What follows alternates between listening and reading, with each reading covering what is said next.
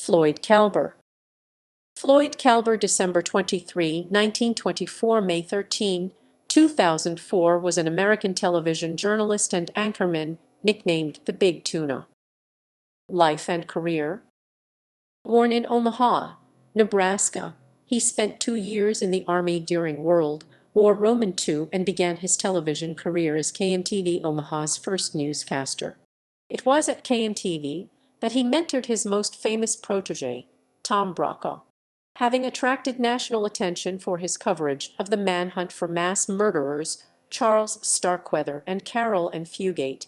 In 1962, he became a popular anchorman for WNBQ-TV, later known as WMAC, NBC-owned and operated station in Chicago. The 10 p.m. broadcast on weeknights, named NBC News Night Report, quickly became Chicago's top-rated news program, and at one point, the most-watched television program in the city.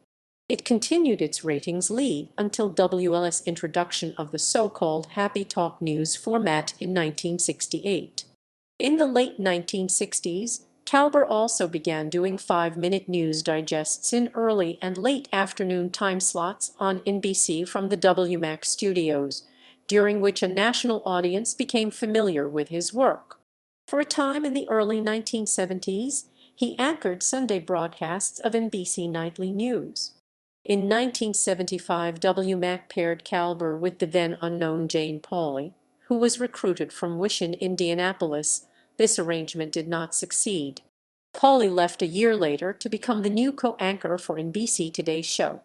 Moving to national broadcasting for the NBC television network and departing WMAC, Kalber was one of the most visible broadcasters in the country from 1976 to 1981, while anchoring the news on Today, working with hosts Brokaw and Pauley. Kalber was unhappy doing the Today Show, and he left the program in late 1979. He remained with NBC News as a correspondent, after which he retired from the network in 1981.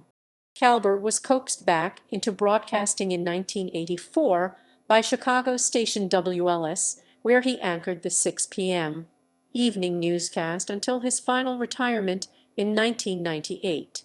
He died at his suburban Chicago home on May 13, 2004, after a long battle with emphysema.